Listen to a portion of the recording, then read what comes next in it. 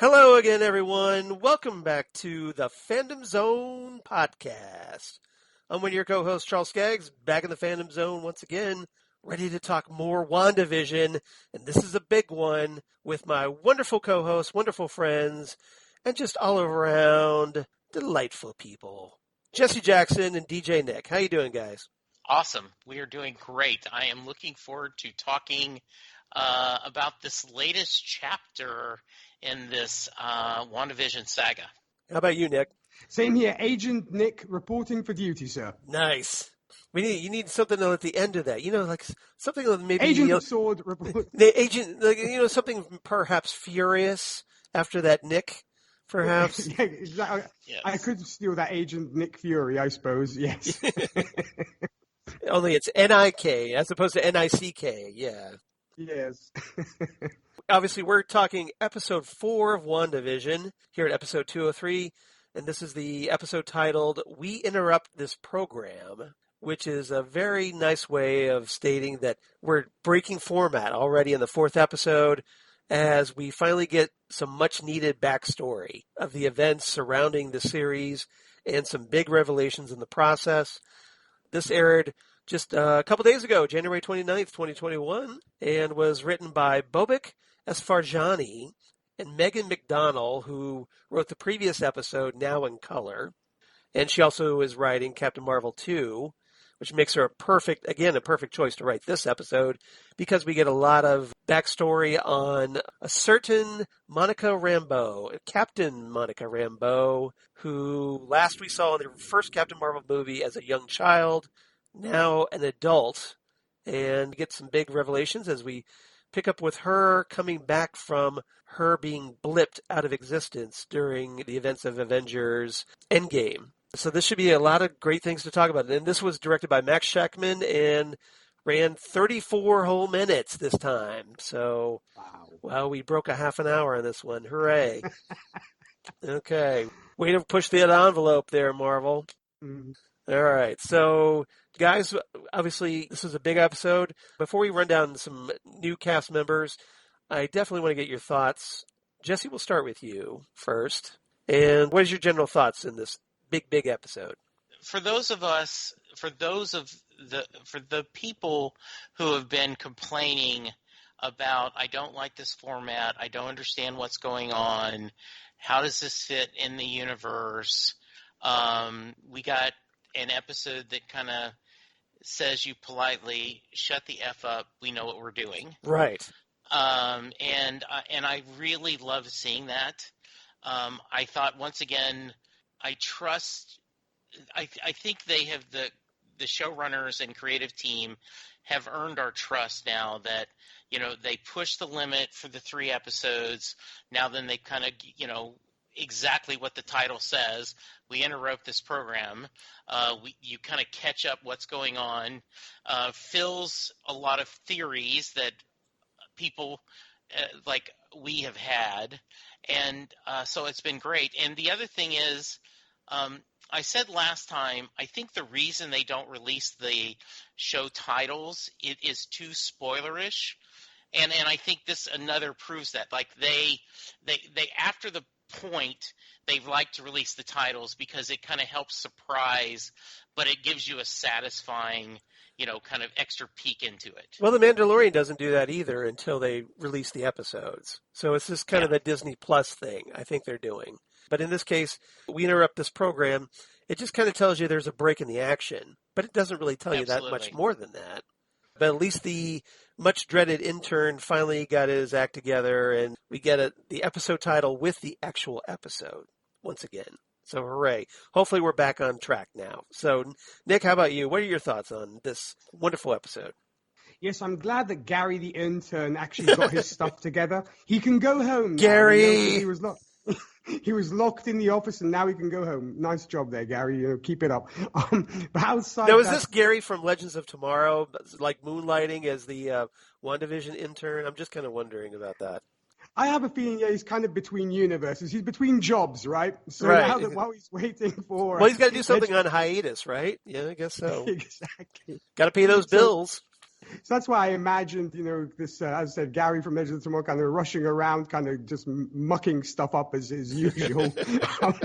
But no, this episode was fantastic. I really, really enjoyed it. I love that we kind of got, our theories, some of our theories found confirmation. We were kind of, kicking around what's going on outside of what we've been seeing so far. And I love that we actually got, literally the behind the curtains. So we got what was happening in the interim while what we had seen in the first 3 episodes was going on. And I thought it was brilliant. And not to mention so many Easter eggs, Charles, so many Easter eggs. I didn't have to go as crazy on my board this time. I have a few things. Okay. But I'm kind of becoming like Steve Kornacki, kind of doing all. Yeah, from MSNBC. I can see what you're doing. Yeah.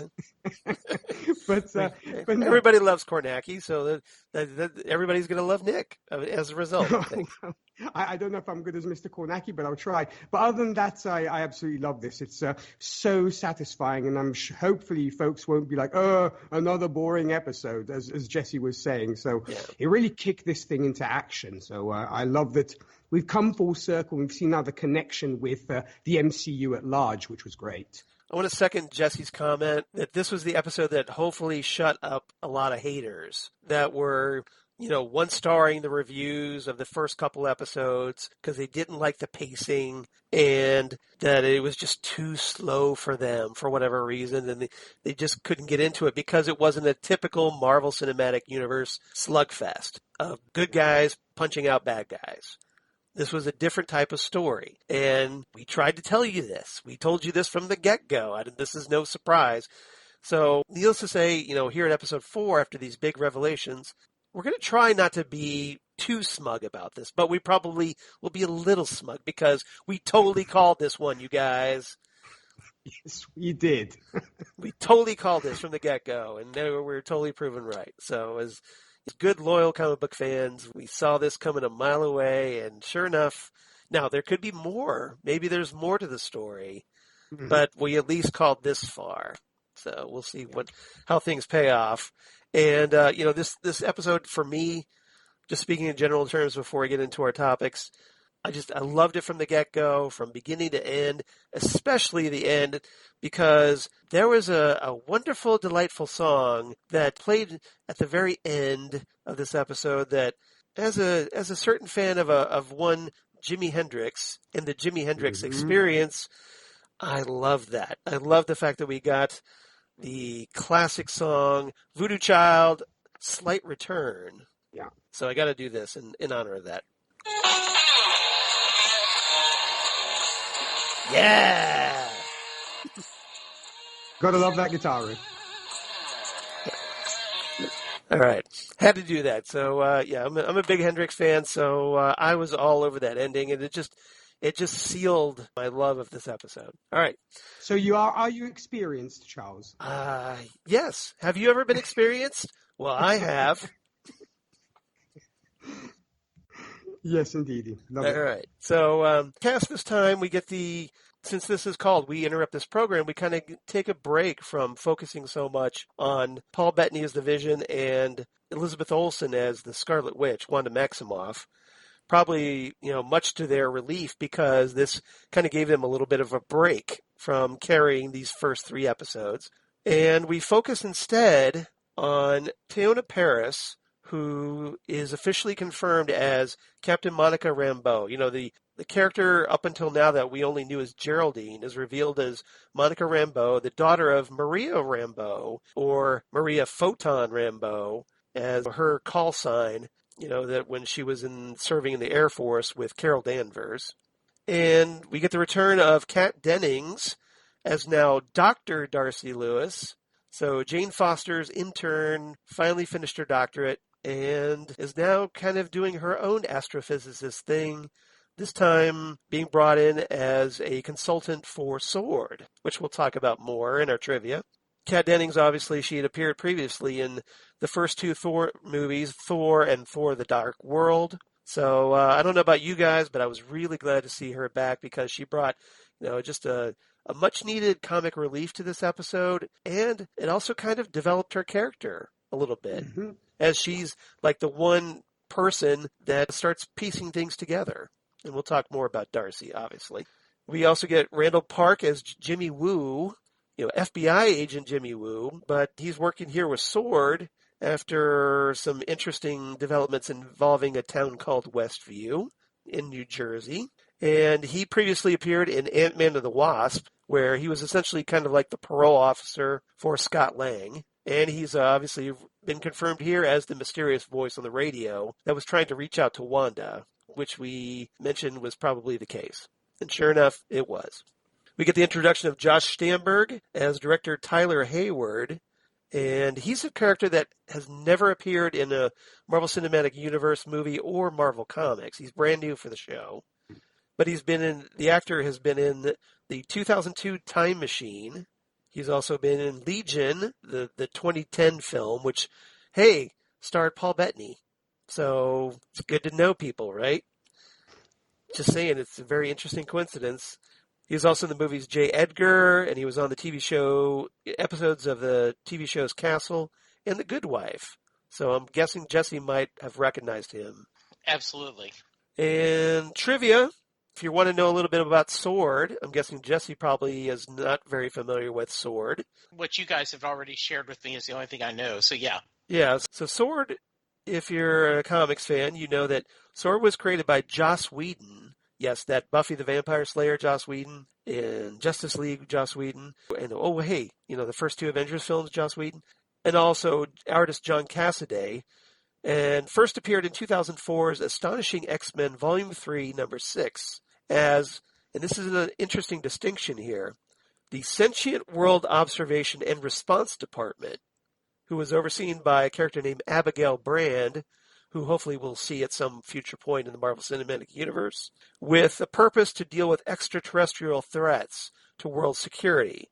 But here in WandaVision, the organization was apparently founded by Maria Rambeau, Monica's mother, and their full name is the Sentient Weapon, not World, Observation and Response Division, because the Marvel Cinematic Universe just can't use those full original titles from, like they did with S.H.I.E.L.D. from the comics. They always got to change something. Why? I have no idea, but they do. And SWORD, interestingly enough, was originally supposed to appear in the Thor movie from 2011 in a deleted post scene where Eric Selvig was supposed to tell Jane Foster and Darcy Lewis to, quote, cross-reference with the SWORD database. So it makes perfect sense that they kind of remembered that unused idea, and they decided, well, hey, why don't we bring Darcy in for SWORD? So I thought that was kind of cool. But because of complications with 20th Century Fox, which owned the characters Abigail Brand at the time, they cut the scene. But now, hey, Disney owns 20th Century Fox. At least they're the rights, the film rights once again, so maybe we'll get Abigail Brand at some point. Might be a good way to introduce the X-Men, too. And got a little background on who the actual characters in the WandaVision series within a series are in the town residents of Westview.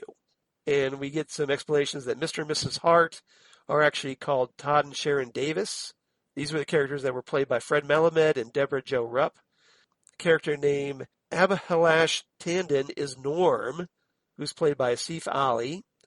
Harold Copter is actually Phil Jones, and played by David Lingle. And Isabel Matsueda is Beverly. She's played by Jolene Purdy. And John Collins is the guy we've been watching, especially in the previous episode, as Herb. He's played by David Payton. But noticeably absent from these revelations are Agnes, that's Catherine Hahn's character, and Dottie, Emma Caulfield Ford's character. Because presumably neither woman exists in the real world, or at least exists as a resident of Westview, New Jersey. So obviously they're going to be, both of those characters will probably be revealed to be something else. So we'll see. We kind of already speculated on who Agnes might be, being Agatha Harkness. So the question is, who is Dottie? Got any theories, Nick? I have a feeling, but as I said, once again, it's just a hunch. Since it seems like we're going down a certain route, could she possibly be Mephisto in disguise? I was wondering about that because of the implications. The little nods here and there, and especially, what was it, Agnes's comment about the devil being behind everything. That's right. So, and also, she seems very hostile towards Wanda, which makes me think, and as we know, Mephisto is, one of the big antagonists when it comes to sort of the magical world and what have you. And right. So my thought, should we say, if I were to put some money down on a theory, I would say it probably is Mephisto. But then again, this is the MCU. They could do a switcheroo on us and give us somebody completely different. Right, exactly. I think that's a solid theory, personally. I'm all in on that one because right now I don't have a better explanation. So we'll see. But it would make sense, given what we know so far. All right. 3 topics today. Topic number 1, let's talk about Monica Rambeau, our captain of the, at least from the comics, she was the second Captain Marvel after Marvel, who passed away.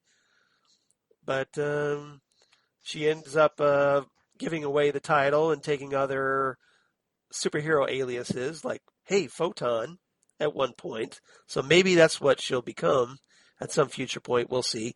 And let's also talk about Tyler Hayward, this new sword director, as we get some background on what happened with Monica after the blip, the snap, and her return, 5 years later, only to find out that, oh, hey, Monica, your mom has died.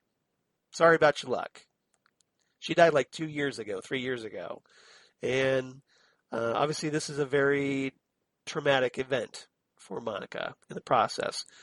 So, Nick, since I went with Jesse first originally, why don't we give your thoughts on these two characters? Well, first off, I like that we got Maria Rambeau's character a send-off, if you will. At least we found out what happened to Maria Rambeau. Yeah. Because obviously last time we'd seen her on the big screen was, in Captain Marvel. Right. And that was pretty much the last we saw of her. As a child, yeah. Yeah, but also I love the fact that I said that we find out that her mom, becomes the founder of S.W.O.R.D. I thought that was beautiful. I thought it was a nice little tie-in.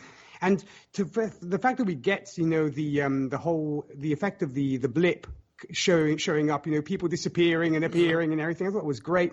And of course we get reminded of the 3 years later thing. Yes. So I thought that was cool. That is funny. But yeah.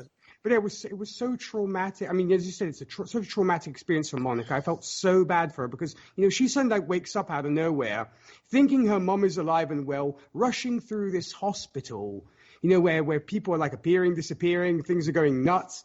And, because obviously she's lost literally track of time because for her, no time has passed. Right. Which I think is what a lot of folks we'd seen also in Endgame and other movies had suffered from. The fact that they didn't know, they'd literally lost time. And I thought it was just, I really super felt bad for her. But I like also then the fact that she takes up her mom's mantle, if you will, because she ends up at S.W.O.R.D. and has a steady working job there. It did kind of, I was a little surprised when she tries to access her key card and it doesn't work. And at first I was like, wait a minute, is something going on? But then, of course, we find out that probably her card had expired by that point, maybe, I'm thinking. Because she disappeared for 5 years. So consequently, presumably they took her out of the database or at least put her as inactive, pending her potential return, I guess. So that was interesting. It threw me off a little bit, but But I was like, oh, okay, yeah, that's right. She'd been gone for a while. But yeah, I just love this character. She's so dynamic. She's so sort of adventurous. It's been a while since we'd seen, shall we say, maybe since Agents of S.H.I.E.L.D. or maybe even Agent Carter, since we'd seen somebody like this. Kind of not sort of a superpowered being. Right. Somebody who's like boots on the ground and doing what. Plus, I love those kind of spy films and TV shows. I like all this kind of I'm a big espionage procedurals. geek too. Yeah, I get that. So I love that. I thought it was great that, it's kind of a nice compendium to Agents of S.H.I.E.L.D. I wonder if this might then spin off into Agents of S.W.O.R.D. I wonder if we will get a S.W.O.R.D. TV show eventually. That would be nice, wouldn't it? It would, because also those who are feeling bereft of S.H.I.E.L.D., might get S.W.O.R.D. because the format could be very similar, if you will. Maybe have some of the folks from Agents of S.H.I.E.L.D. come back and be introduced to S.W.O.R.D. So I think that would be kind of neat. And plus, hey, it would give Coulson something to do, which would be nice. Provided Clark doesn't want to. Yeah, he doesn't. He doesn't want to retire from the role because he's done it for so long. Yeah, and we love him so much. Right, he's so exactly. fantastic. It's like, no, you have to be Coulson because we need it. Yes, Coulson is like the best, and I know our mutual friend Rachel is a huge fan. I believe she actually called her car Coulson. That's how much she loves that character. Cool. Not Lola. Okay. But no, so I really love this character, and it was great that we got to see all the stuff she had to go through, and once again peeling back all the layers of all the theories we'd had, like the beekeepers and all this kind of. I thought it was wonderful. I was geeking out like there was no tomorrow on all that stuff. And when it comes, to Hayward, I really enjoy this character. He could be a Coulson-like character, if you will. Maybe not. He doesn't maybe have the same kind of, how can I put it, charisma. Yeah. He's a little bit of a square, isn't he? I love that Tarantino reference. Thank you. I did the little finger thing with the square like Uma Thurman in Pulp Fiction, yes. Nice. For anybody wondering in podcast land, yeah. He is a bit of a square. he reminds me a little bit of that character from, once again, Agents of S.H.I.E.L.D., the chap that Tremors falls in love with. Oh, yeah, I know what you're talking about. Okay. Tremors. Yeah. That's the funny. name is not Quake. Yeah, I prefer the nickname Tremors to Quake. I'm a big fan of the Tremors nickname, but yeah, that's who he reminded me of. At first, I was like, "Is that the same guy?" I'm like, okay, no, it's not him. But yeah, so he's a bit of a square. You mean kind of like Grant Ward before he became really cool character? Yes, that's right. That's perfect. Yeah, that's perfect thing. I don't know. It might be an interesting relationship between these two because Monica's more the outgoing kind of, take no guff from anybody, and he's more of the square. So it could be like the odd couple in, if you will, in the police department, because you kind of get those relationships. Yeah. So I think that's maybe what they're going for. All in all, I really, really enjoyed both these characters. And as I said, just peeling back the layers. We'll get more into it when we get to our next topics. But man, I love this episode. All right, Jesse, how about you? So Josh Stamberg had played a character, Luke Scott, in Studio 60 on the Sunset Strip. Okay. And was not a very likable character on then. He was kind of this arrogant guy. He came across very nice in this episode, and so you're wondering, unfortunately, they have taught us not to trust anyone in leadership roles, whether it's S.H.I.E.L.D. or S.W.O.R.D. or whatever. Especially in the Marvel Cinematic Universe, yes. Yes, yeah. So I'm a little worried about that. But so far he seemed good. You guys already talked about it. Was so neat to see, the after effects. Monica has come back. The confusion. Her being drafted to, I know we were going to start this slow, but we really need someone boots on the ground. This is important. Her, and so as I'm watching this, I'm going, okay, this keeps it is they are showing us that our theories are correct, that when you get sucked into this world, you kind of forget who you are. And so I just thought this was really nice to see her. I love seeing her confidence, how strong she was. And And then, they're all worried about her. And then the reveal of everyone what we have been watching was just very satisfying. So, yeah, I love this. I love the reveal of, Monica is who we thought she was. And, and then kind of how she got drawn into this world was good to see. Yeah. And any thoughts about Hayward? Just as I said, I don't trust him because of the I mean, he seems very nice. I like him a lot. All right. But just based on Marvel Universe, I worry that he will end up being someone you can't trust. I understand. Okay. Yeah, I mean, I agree with you because I keep waiting for Hayward to be kind of like he'll turn out to be a Skrull or something, that something's, that it can't be that cut and dry, right? I mean, this guy's bland as milk toast. He's got to have something underneath, right? But maybe he's just, that ordinary bureaucrat. And I like that, Monica made this comment about like they were talking about him taking on the position, and he says something along the lines of like, well, I was the only one around, and Monica shoots back, well, I wasn't going to say that, but so essentially he became director by default, apparently, because a lot of people got taken out by the snap, the blip. I prefer the snap, but I know the official, in this fictional world, in the fictional universe, they refer to it as the blip, but I don't know. It's kind of like, all right, makes it sound like a video game. I don't know, or a glitch. Yeah, it sounds like something from Wreck-It Ralph. Yeah, right? Yeah. Call it the snap. That's what it is. It's the snap. I love Monica. I love Teyonah Parris as, when we get to see her as her true character in this, not just playing this, supporting character in a fictional sitcom world. We finally get to see the true character she's supposed to play.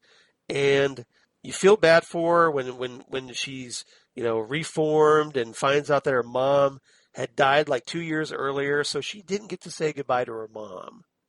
And it's in the midst of all this chaos and confusion of everybody coming back at the same time in a hospital, which I have to think is just pure insanity. Like you're trying to process just the idea that, oh, hey, what's all this going on? It's kind of like Rick from The Walking Dead waking up from his coma and finding that he's in this world of zombies. That, here she is, she wakes, she's reforms and finds that, oh, hey, the last 5 years, she hasn't existed, but the life has moved on, apparently, for the people that stayed behind. The other 50% of the universe that Thanos kept.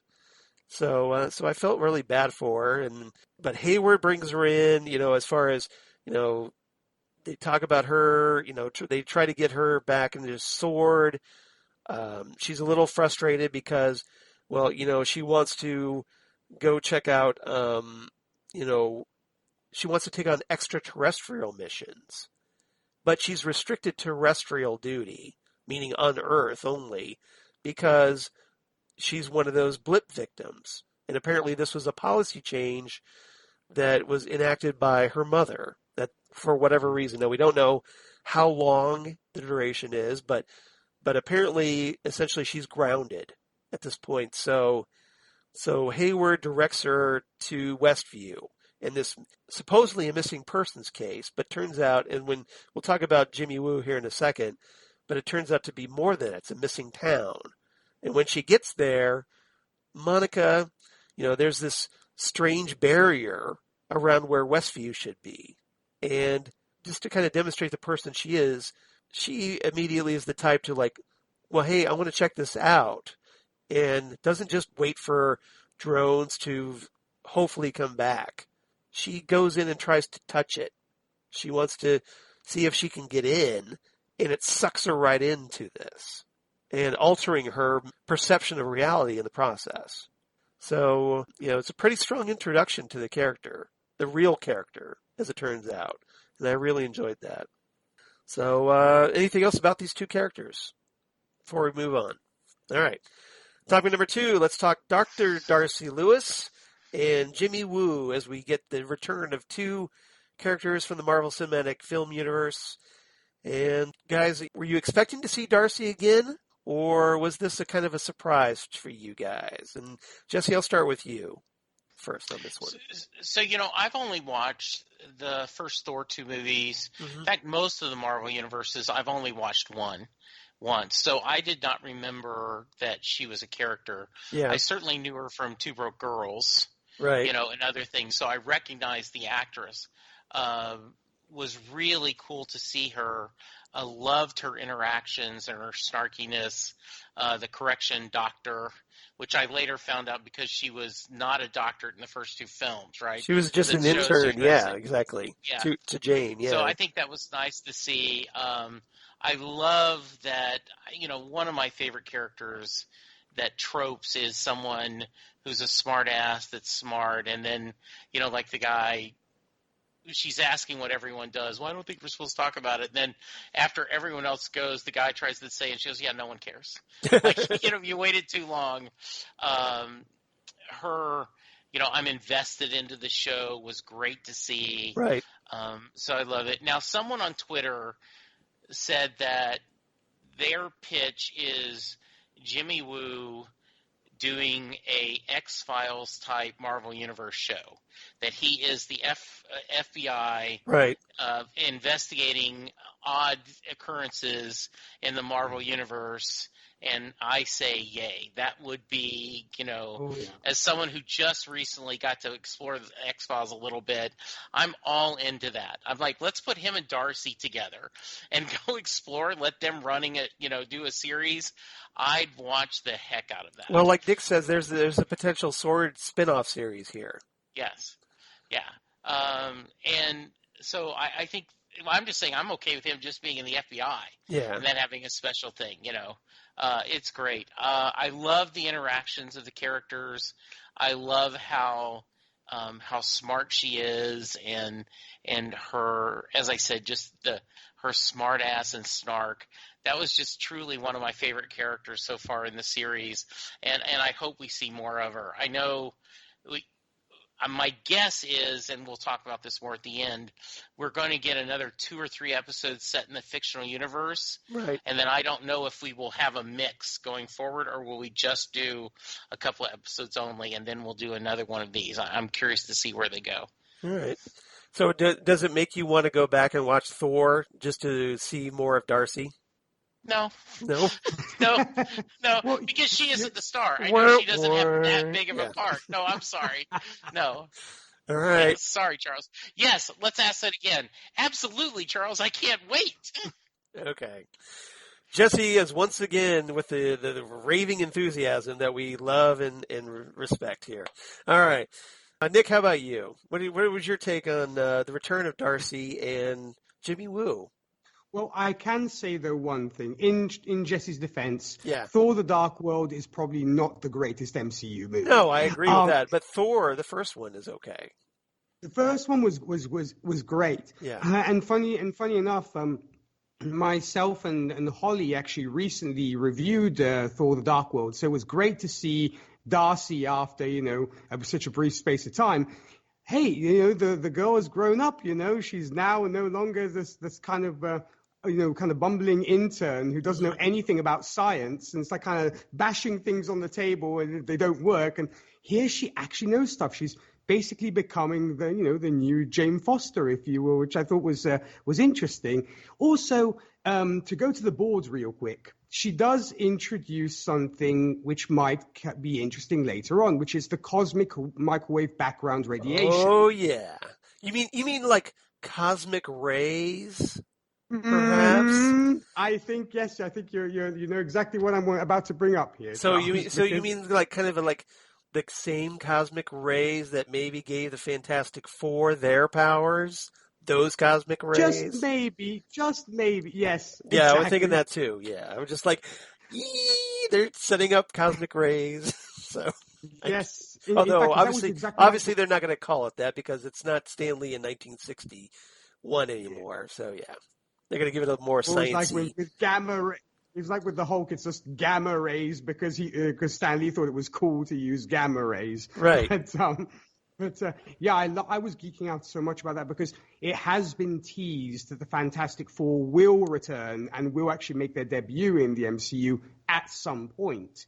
So I'm wondering whether this might be the gateway to that, because the fact of the introduction of the cosmic rays, which we know, as you were saying, gave the origins to created the Fantastic Four, and also they are key to a certain Galactus as well, because he has the whole power cosmic, which, man, if they do Galactus properly, I would be the happiest man alive, because I'm dying to see Galactus. Yeah. Well, first let's get the Fantastic Four right, because we've had four, really, if you count the Roger Corman version, that didn't quite get him right. So maybe fifth time's the charm, hopefully. Fingers crossed.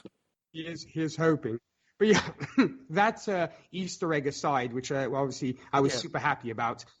It was. I mean, I really appreciate the maturity of the Darcy character because of the fact that I love that things progress. You know, that they don't sort of reboot characters. They actually mature, which I love about the shared universe. I mean, she's still as snarky as Jesse was saying, but she now is super intelligent. You know, she's like, in a sense, she's really on the ball with stuff. And I thought that was great because before she was kind of like, you know, making weird comments, kind of, oh, what does this button do? What does this button do? And now she's on her game. And I think to myself, Jane Foster would be really proud of you. You know, and who knows, maybe when Thor Love and Thunder comes out, we may see Jane say, oh, wow, you did this. Good for you, girl. You know, you might get that. But I thought it was great.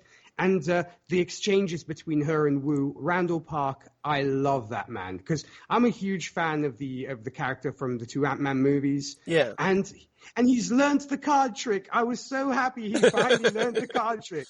Yeah, he does a little magic, doesn't he? You know, he was. If you remember in Ant-Man and the Wasp, he was really interested in what Scott Lang was doing with that little card trick. Magic. Yeah, so he's just like.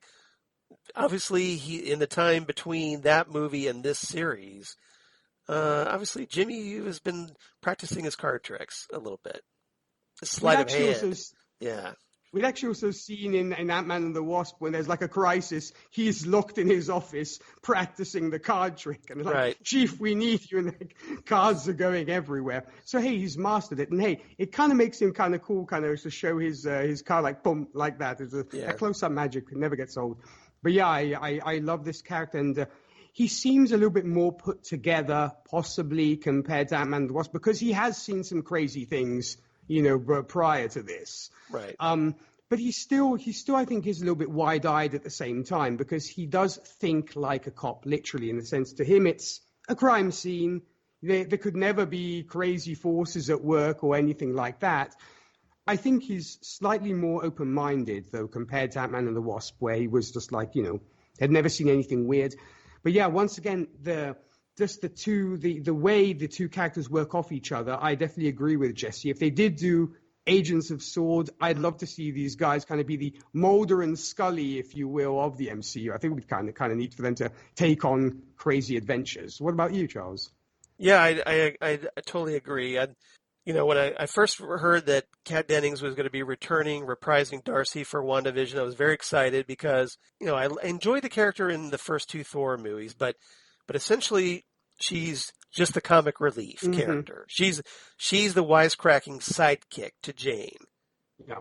So I was kind of curious to see what they would do with her, and what they do with her is actually develop her. And I really like that. She kind of steps out from being the sidekick into more of a leading character here. She's the one that she gets brought in with a bunch of other experts for S.W.O.R.D. to consult, you know, and she makes this observation right off the bat. She's like, okay, there's a bunch of people here from a bunch of different disciplines. So that means S.W.O.R.D. has no idea what's going on here. And from that moment, Darcy, you know, shows that she's just more than the snarky girl calling Mjolnir, you know, meow meow, like she did in the Thor movies. She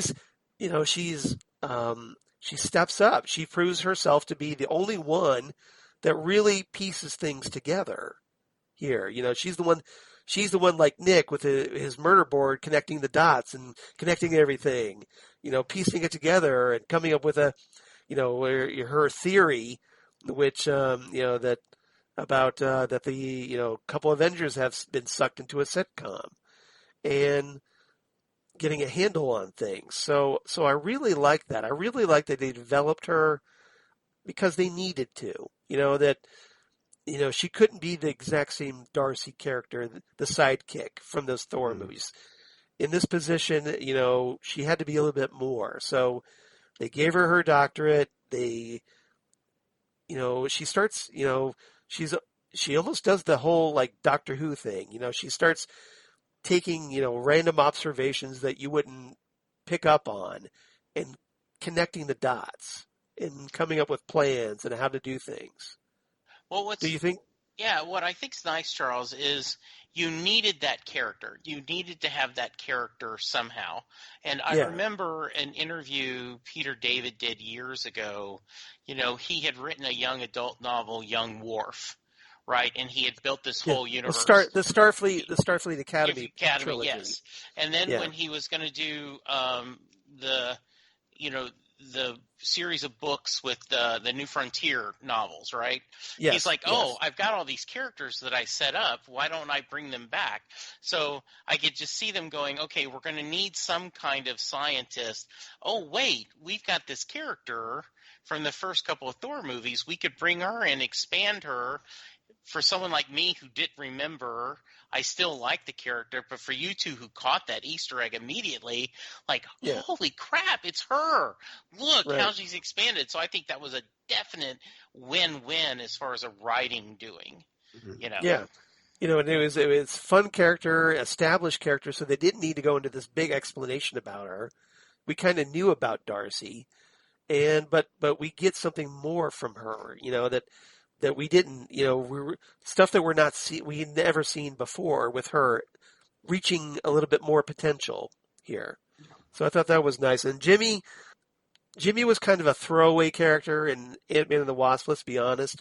He's just basically the guy to bust Scott Lang's balls a little bit, being his parole officer. But here he gets the chance to be something more. And he shows that he's a competent FBI agent, and he's someone who actually cares about the case that he's working on. He's, he's trying to understand. Maybe he's a little bit out of his depth, although he's obviously getting more experience after dealing with, Ant-Man and now this. But presumably, he kind of feels like almost like a fish out of water at this point. He sees what Darcy's doing, and he's supportive of that. He doesn't try to ride her, doesn't try to give her a hard time. He works with her. They kind of spitball ideas back and forth, and they kind of prove themselves to be a pretty decent team here. And obviously, we're going to get more of these characters going forward as we hopefully get to watch them figure out this mystery of what to do with Wanda and how to get everybody out that's trapped inside Wanda's world that she's created for herself. So it'll be definitely interesting looking forward to seeing what happens. Although, as a Jimmy Woo fan from, reading books like Agents of Atlas, if you've ever read that comic, I'm kind of hoping we would see at some point the Agents of Atlas. But if they don't go down that road, I'd like to see him stay with Sword, because I think there's like we were talking about, I think there's a potential series here, or perhaps a potential movie. Who knows? But I think they could develop this if they wanted to, and if the actors want to continue going forward. So we'll see what happens. All right. Anything else about these two, or Sword, or anything else? I just wanted to add, Charles, it's interesting that you said how dedicated Wu is. I wondered if it's almost like a parallel to a young Nick Fury before he became kind of hardened and kind of, very sort of the way he is. Yeah. He's still kind of innocent a little bit. It's kind of the Nick Fury from Captain Marvel. Yeah. Yeah, a little bit of wide-eyed, a little bit, or just, inexperienced in the strange and supernatural, perhaps. Yeah, and also it's the revenge of the sidekicks. I love it because you have one from Ant-Man and one from Thor. So hey, the sidekicks have to stick together, right? They're getting their moment in the limelight, and And I think that's great. And besides, they couldn't just always be comedic relief, because I think after a while, you'd probably get tired of those characters in the long run if they keep playing that role of being the comedic relief. So I'm glad they had gave to be gravitas. more. They had to develop, yeah. I mean, if you remember, Coulson was kind of a sidekick, too, to Nick Fury. Yeah. But he proved that he could be something more. So maybe we'll get that with these characters as well. That's why maybe they're going that route, because they've done it before. So, it could be they maybe have found the pattern that works for them. Or maybe they figured, well, we need a new Coulson. Yeah, he could be the new Coulson. And maybe Jimmy Woo is that new Coulson. So we'll see. All right, topic number 3. And this is a topic I had to call Wanda's Vision. Get it? Wanda's Vision. So Wanda in the Vision, this is a big reveal for Wanda. We suspected it from the get-go. Wondered if this was the case. And in this episode, we get confirmation that Wanda has gone bye-bye, Egon. She's gone a little cuckoo for Cocoa Puffs, presumably resulting from the death of the Vision in the in Avengers Infinity War and Endgame. So we get confirmation that she's essentially created her own reality. People are trapped inside, and she was responsible for kicking Monica out of that reality because she didn't feel that Monica belonged there anymore. So got to know everybody's thoughts on this. So Nick, we'll start with you. What were your thoughts about Wanda and her tragically fragile emotional state right now? Well, see, here's where we rightfully called it, on last episode, where it's literally Wanda trying to get over her grief by creating this world. But as you said, she has gone kind of loopy and a little bit yo-yo when it comes to this. She's kind of gone a little bit over the top here. I had actually mentioned in the previous review that that we'd seen that lion in the picture, and where she went full-blown lioness, kind of protecting her cubs when it came to Monica. And here we get to see the full scene of how Monica was tossed out. And it was not pretty. She tossed her out the way you would treat a villain, literally, because she geared up her powers and boom, flew out. It's not like he kind of wafted her off on a gentle breeze. No, she just went boom, and out she goes. Right through the walls. Boom, boom, boom, boom, boom, boom, and then right out the field. Yeah, and I have to hand it to Elizabeth Olsen. She's an amazing actress because she plays also. She could even play evil so well. Because I was almost creeped out because we've seen Wanda in Age of Ultron on the wrong side for a spell. No pun intended. Yeah. But then I see what you did there. Yeah, very clever. Very clever. But we then see that she's a very gentle person. She's a very kind-hearted woman. But here, it was literally like seeing the Scarlet Witch from the beginning of Age of Ultron. Very ruthless, very brutal. And I was just like, whoa, girl. And so it really makes you think that Wanda's going to become the unwilling or, antagonist in this. Because obviously they want to save her from herself. That's literally what it's going to be about, I think, at the end of the day. But I absolutely loved it because it's also very true to the comics as well. Because the Scarlet Witch in the comics is a very complex character, and is not one side. And I think they're capturing the aspect of this character being so multifaceted, having the power that she does. So I love this. Also, I wanted to mention, I wonder, when we get to see the Vision show up in that very creepy moment, without... Yes, we should talk about that, shouldn't we? Without the gem in his head. I wonder whether it was... Zombie Vision. Yeah, I do wonder, though, whether it might have been a tribute to West Coast Avengers. Because there was an issue in West Coast Avengers, number 42 from 1989. John Byrne's era, by the way. Exactly. Yeah. That's one of my favorites. Some folks poo-pooed the West Coast Avengers, like, oh, they're the wimpy side of the Avengers. I love the West Coast Avengers. I do too. And there is that moment where the Vision is actually kidnapped and disassembled, literally. And after that, he loses his humanity because You have the whole thing of Simon Williams not wanting to undergo the whole personality thing that he'd done before. Wonder Man, yeah. And so the Vision comes back, but he's literally an android. He becomes like Data, if you will, or like, Bishop from Alien, completely unfeeling. He's a blank slate. Yeah. And just he loses whatever humanity he had, his soul, essentially. And I wonder whether that was a tribute to the Vision from the West Coast Avengers post Immortus, kind of having him disassembled. I wonder. But yes, it was great. I mean, it was really creepy. I know so many folks were like thrown away by that. It was like, once again, the witch/tramp in David Lynch kind of moment. Right. But that was so well shot. I mean, kudos to the director. It was really, really well shot. I really enjoyed it. Well, my personal theory, I think she's animating his corpse. That could also be the case too, because it is, of course, the same as in Infinity War, where Thanos rips the soul, the stone out of his head. So it could be that too. It could be, yes, she's doing a reanimator on us too. Could be. Yeah, kind of that.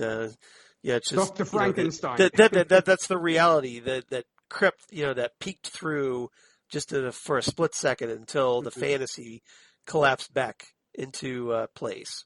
All right, Jesse, how about you? What was your reaction to Elizabeth Olsen doing her heel turn, to use a wrestling phrase, and going all big bad? I love where it kept clipping, right? And they're like, something is censoring this. It's not me. And then, we didn't see this end either. Last episode, there was like, it was cut out of ours. We guessed what happened. Yes, but we get the reveal this time that it was exactly what we thought.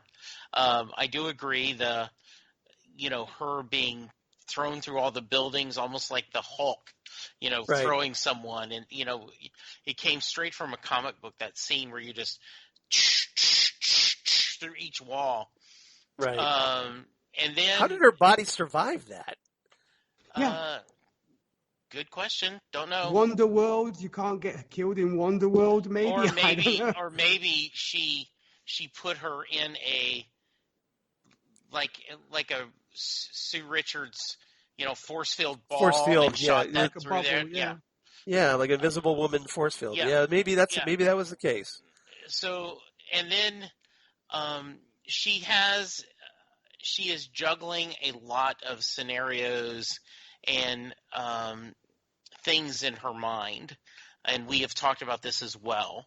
And so that's why when every once in a while something seems to slip, it's like a juggler dropping a pin, but still keeping going. And so to see, the dead Vision, and then like she fixes it up real quickly, and he's like, oh, what are we going to watch on TV? Which I thought was funny because very seldom on sitcoms do people watch TV. It's kind of one of those things. And I thought that was great. I thought that, we've done a lot of speculation on why she's doing sitcoms, and I loved hearing them talk about that. Why is she doing this? Oh, it looks like it's the 60s or the 50s.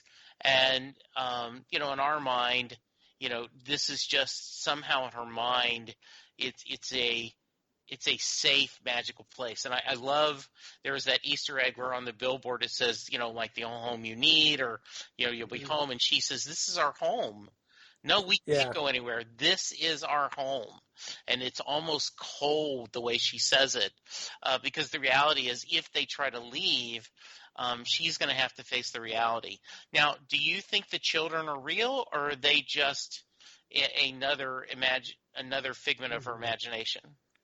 Well, it's certainly implied, coming from the comics background. Yeah. They should be part of the fantasy. Okay. They should be revealed. Now, the question is, since we talked about them possibly setting up Young Avengers, maybe they will become real. Yeah. After all this is said and done. Yeah. By the end of the series, but presumably they're all part of the fantasy. Okay. Because for one thing, she just spontaneously becomes pregnant and then gives birth rapidly. Like she goes through her 9-month term of pregnancy within the span of like a day or so, Mhm. and gives birth to twins. So presumably they're not real. But the question now is, are they going to become real? I think, and we'll have to wait and see on that. I think. So I loved Elizabeth Olsen here because proving once again that she really deserves an Emmy for this series. Doing just all the various sitcom mom episodes and little glimpses of the real Wanda perhaps creeping through.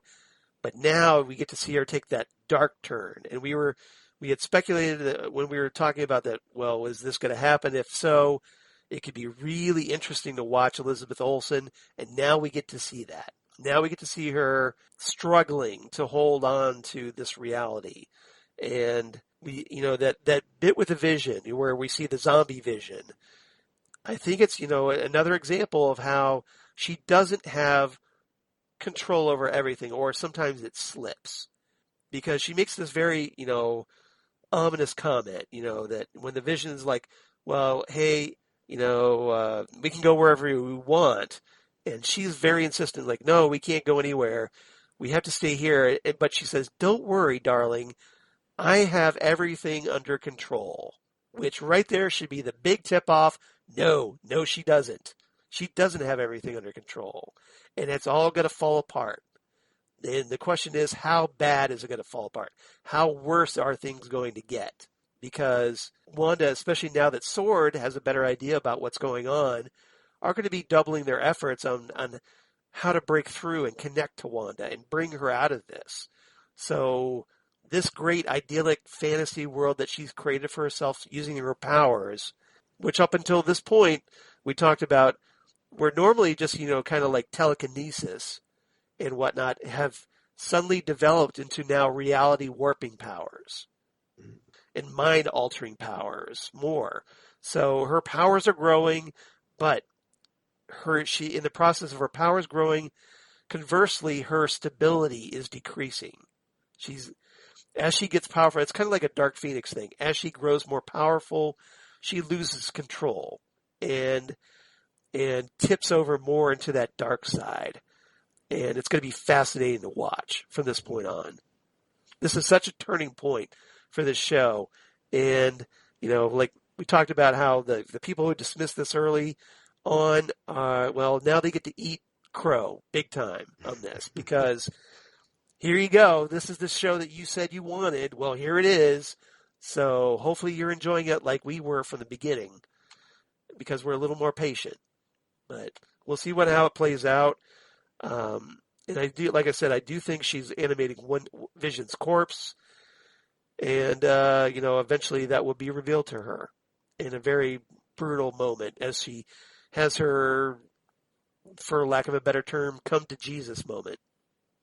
So we'll see what happens. Perhaps it's a come to Mephisto moment. We'll see how that plays out. Yeah, I like that. So yeah, obviously Elizabeth Olsen is going to be the character to watch, or the actress to watch from this point on. All right. Anything else about this episode before we move on? No, it's funny, right? We didn't get a commercial because we weren't in the fictional universe. Right. We got the program was interrupted, remember? Yes. Yes, it was. What was interesting is my wife saw a little bit of this and then had no interest in watching the other episodes. She was like, really? Yeah, well, because she isn't into the Marvel Universe. So okay. The only reason she would have wanted to watch this is for the sitcom shtick. And then when she saw this, I'm confused. I haven't seen any of the Marvel Universe movies. Like, it's probably better to just – I said, if you get a chance later, we can watch it just for the cleverness of doing the sitcom. So, yeah. Yeah. Mm-hmm. Okay. But I think I do, once again, we talked about this. She doesn't want to learn about who these characters are. Oh no. Okay. No. All right. Yeah, that's all right. Yeah, that's like asking me if I want to learn about all the people that are on the Chicago Med police fire department series on Wednesday on NBC. I have no interest in watching this series. Yeah. All right. All right. Good to know. Well, I do wonder what would be the better way to see this. I have enjoyed watching a new episode every week because as you talked about, I'm not being impatient. I had actually said when I began this, I wasn't going to do a lot of speculation, trying to understand all the theory. I was just going to kind of watch it. And then and together we've come up with some theories with a lot of you doing the heavy lifting. I do wonder in next year when it's just available to stream all of them in a row, will it be more enjoyable or less enjoyable? I think it will be a little less because of the suspense of trying to figure what's going on. At least, you've already watched it once, so you know how it's going to play. But you might be able to appreciate person seeing it. Oh, I see what you're saying. So a new person who's never seen it just now goes through all 10 episodes. Binges it. Yeah, well, they're obviously, they're probably, they won't have to wait like we do. So there won't be that suspense. Yeah. But they can get a quicker satisfaction and quicker payoff. Yes, absolutely. So we'll see.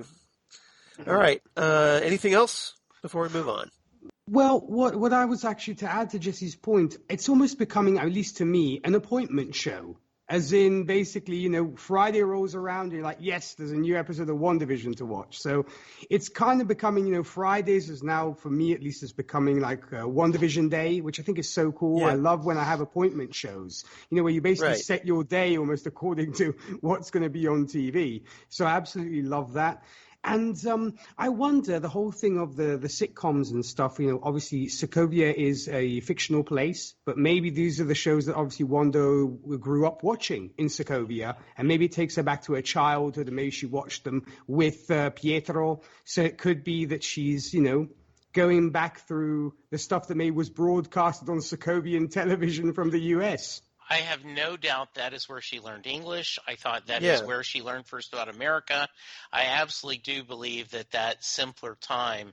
I do have to share with you, Nick.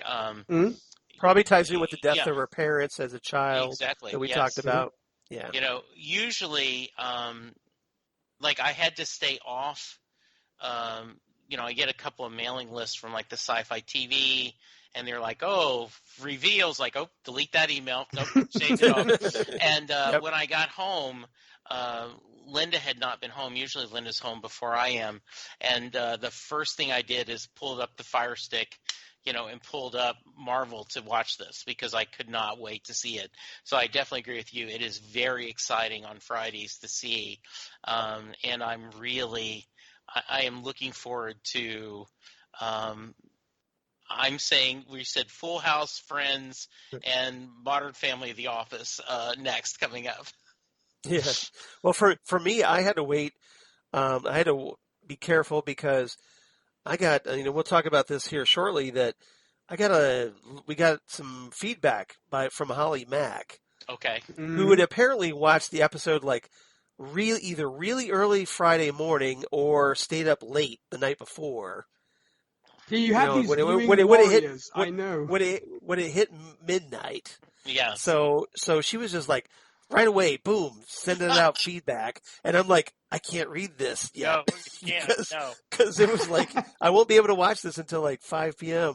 later that day. I have seen groups on Twitter of people who I had to like look out when I go on the internet, if I see articles, well, I got to be careful. What do I click on? And yeah. Yeah, because I've seen folks on Twitter, like, they gather in groups and agree to watch, basically in the US or whatever, WandaVision as soon as it drops. I mean, it would almost be, at midnight or what have you. So, yeah, I guess Holly was among those who, as soon as the episode dropped, boom, she was there pressing play.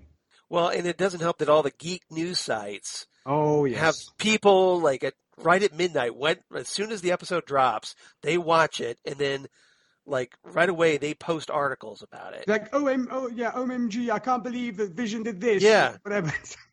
Like, thank you, appreciate it. A big spoiler. Thanks for spoiling that. Yeah, because they can't wait. a day to post their damn articles. It's so frustrating. Yeah. Yeah. All right. Favorite lines. Do you have any favorite quotes from this episode? Obviously with Darcy, there's some pretty good lines in this episode. So anybody have any quotes they want to share? I had a couple. First off, I wanted to actually share for folks who were wondering the translation to the song that Wanda sings in Sokovian.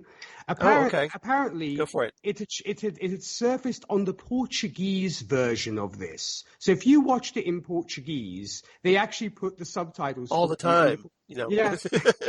And they actually put that for you even in the song. And the song is literally, "We've been waiting for you. Now you are here, more perfect than I imagined. Our house is now a home. No matter where you go, sunlight shines on you." It's very sweet.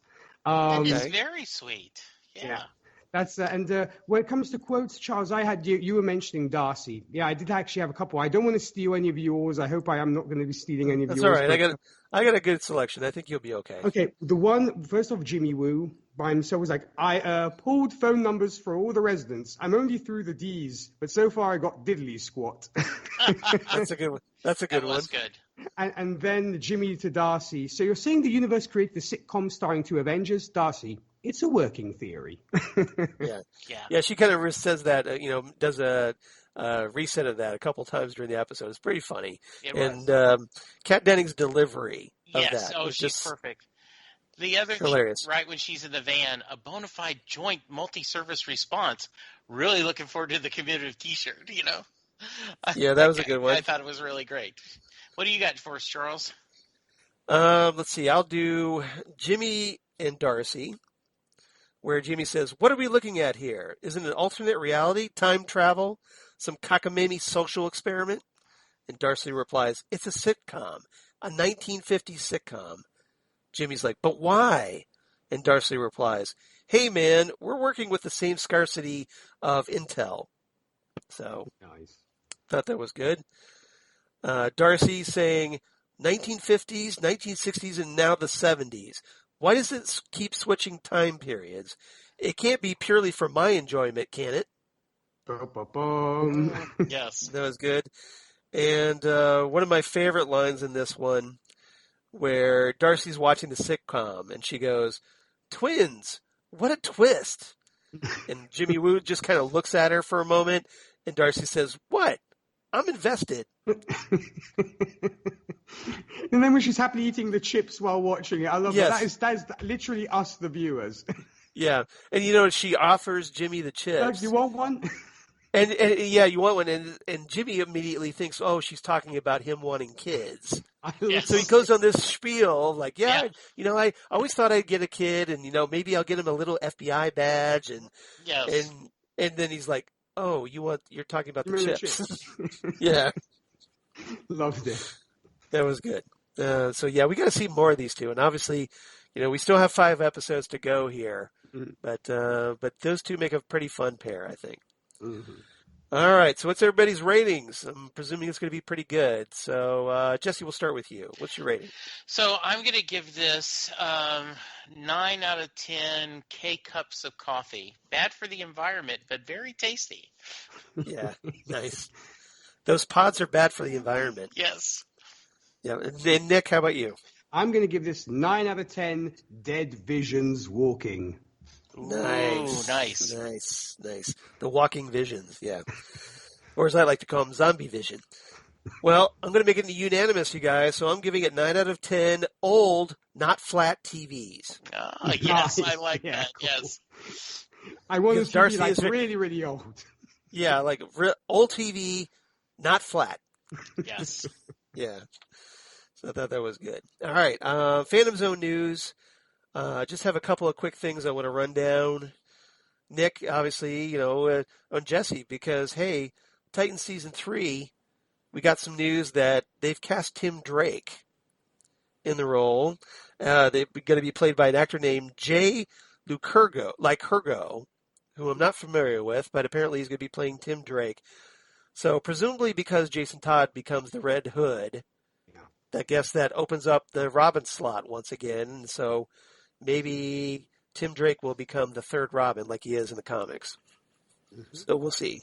But Tim is a much better Robin than Jason is. Let's Yes, just put it he that is. way. All right. Jason's good as the Red Hood. He can stay the Red Hood. But Tim's a better Robin. Agreed. And then something that I was ecstatic about finding out, Neil Gaiman revealed the cast, or at least the first 7 actors, Yes. for Netflix's adaptation of The Sandman. Mm-hmm. And this right now makes me want to start a Sandman podcast. I'm just saying. It's very Because- dangerous for that reason. I know. I mean, this is something we could talk about in Phantom Zone, but I kind of think it almost deserves its own, like Titans did.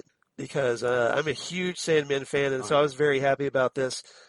Something that confirmed something that I reported on Damn Good Coffee and Hot back in September, October, where I got saw one of the news articles back then that Tom Sturridge is going to be playing Dream / Morpheus / the Sandman. Asim Chaudhry will play Abel. Sanjeev Bhaskar will play Cain. So I think they're going with a more historically traditional. Yeah, that's what my thought was. Yeah, something that, you could kind of believe that what the Cain and Abel looked like way back in the day. Exactly. In the old Bible times, yes. Exactly. Not just like a couple of white dudes. Yeah. Something I thought was interesting, Gwendolyn Christie, who of course was on Game of Thrones and played Captain Phasma in Star Wars, the sequel trilogy. She's going to be playing a female version of Lucifer Morningstar. I'm so excited about that. So we're not getting the Tom Ellis version, but that's okay because that kind of version is a little different than the Sandman version. And I think it's kind of like, almost kind of like, who's the actress that played the Ancient One? I can't remember her name. Tilda Swinton. Tilda Swinton. Thank you very much, Nick. So I'm going to give you points for that because you remembered that right off the top. So Tilda Swinton, if you watch the Constantine movie with Keanu Reeves. I was just thinking that. That's why her name was on the top, was at the top of my head. Because when she plays Gabriel, yeah. Yeah, when she plays Gabriel. So the vibe I'm getting is they're going the similar route with Gwendolyn Christie playing Lucifer. And I think if they go that route, it'll work really well. Oh, yeah. And speaking of Game of Thrones, Charles Dance, the guy who played Tywin Lannister, is going to be playing Roderick Burgess, the sorcerer, magician that is the one who captures Dream in the first place. Yeah. That gets the whole ball rolling in this. So I think that's great casting. Boyd Holbrook will play the Corinthian. So I'm just glad we're getting the Corinthian. And his eyes made of teeth.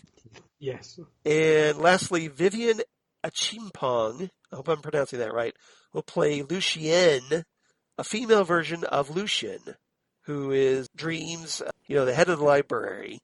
Yeah, she's like the head librarian or whatever. But he's kind of like the head guy in charge of the major domo. That's what I'm looking for. That's the word, yeah. He's more like the major domo, I think. So that's going to be interesting. So we've got 2 kind of gender-bended characters, but should be interesting to check out. But then again, angels and such are asexual, so then again they could kind of look androgynous, so it could look androgynous. Yeah, exactly. I think you're right. It could be like in the case of Tilda Swinton as Gabriel and Constantine. So it should be interesting to check out. And Neil Gaiman has said that he wants to present this as a series that he is created today, as opposed to like when he created Sandman in 1988. Obviously, you're going to be a little bit more diverse these days. Mm-hmm. So we did get some fan mail. We actually got 2 fan mails, Phantom Zone fan mail from, like I said, Holly Mack, who unwittingly tried really hard to spoil this for me regarding episode 4. I'm just teasing you, Holly. I really appreciate you writing in. So she writes in about, we interrupt this program saying, hey, Charles, Jesse, and Nick. Hey, Holly. Hey, Holly. The opening with a reverse of the snap, good for you calling it the snap, was something very unexpected. I was kind of expecting it to pick up from where the last episode ended briefly, and then headed back to Wanda and Vision. Okay, Westview doesn't exist, but Eastview does. Something fishy going on. Hello, Darcy. Also explained some of the things that we saw and had questions about in the first 2-ish episodes. Wanda's starting to realize what's happening. I'm thinking Wanda is doing this to protect herself, but I'm also wondering if there isn't someone else out there helping her and pulling the strings. Interesting. Well, I don't think she's protecting herself. I think she's kind of teetered over the edge a little bit.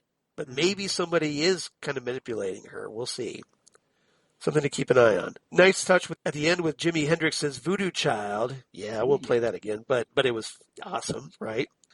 Looking forward to next week's episode and to see how much more involvement, if any, Sword is going to have. I'll wrap it up here. Holly from Wisconsin. Thank you, Holly. Thank you, Holly. Always great to hear from you. Thank you, Holly.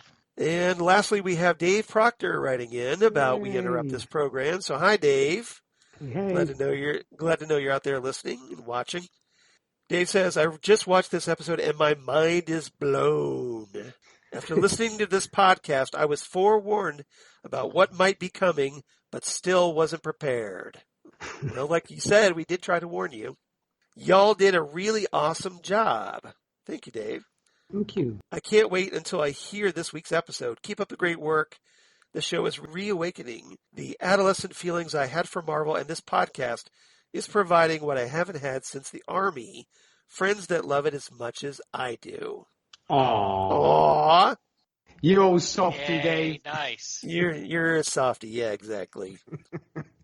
We love you too. We definitely appreciate it. We're glad we're here for you, and hopefully we're here for other people as well, especially like Holly or some of our other listeners. So if you want to be like Holly and Dave, and please do, write to us at phantomzonecast@gmail.com. That's phantomzonecast@gmail.com. Or you can find us on Twitter at phantomzonecast on Twitter. Facebook, of course, the Phantom Zone Podcast, or Instagram at Phantom Zone Podcast. And Jesse, where can they reach you? You can find me on Twitter at Jesse Jackson DFW. And from there, you can, I'm also on Facebook, Jesse Jackson, Instagram, Jesse Jackson. From there, you can reach out to me. I'd love to hear what your thoughts. How about you, Nick? Well, when it comes to me, for you country music lovers, I do host the Whiskey and Cigarettes show where we play today's country, traditional country, and everything else in between. For more information about that and where to tune in, you can visit our website. That's whiskeyandcigarettesshow.com. Podcast-wise, if superhero movies are your speed, I do host Happiness and Darkness, the superhero movie podcast, where the aforementioned Holly Mack joined me to discuss Thor: The Dark World recently. If you'd like to send us an email and discuss your favorite superhero movie, you can send that at happinessanddarkness@gmail.com. We're on Facebook, Twitter, and Instagram. And also one of our most recent projects, Gold Standard, the Oscars movie podcast, where with Zan Sprouse and Rachel Friend, we're discussing all the movies that won the Oscar for Best Picture from 1927's Wings to the present day. And what about you, Charles? Well, Nick, as for me, of course, at Charles Skaggs on Twitter, at Charles Skaggs on the Facebooks, and at Charles Skaggs on Instagram. You can also find me on my blog of geeky things. Damn good coffee. And hot. Damn good coffee and hot, where I talk about all the stuff we talk about here on the Phantom Zone. So like WandaVision, Watchmen, Stargirl, all kinds of comic book sci-fi news.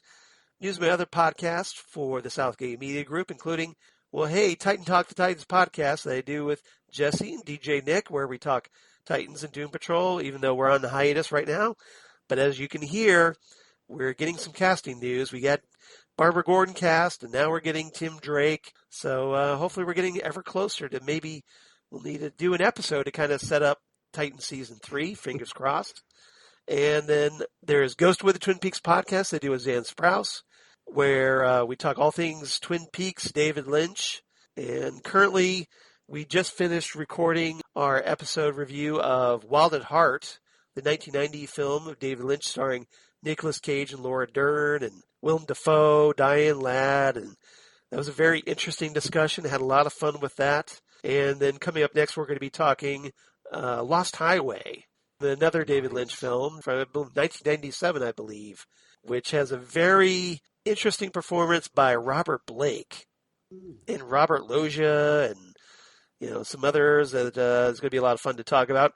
And then Next Stop Everywhere, the Doctor Who podcast that I do with Jesse, my partner in time, and assorted special guest companions.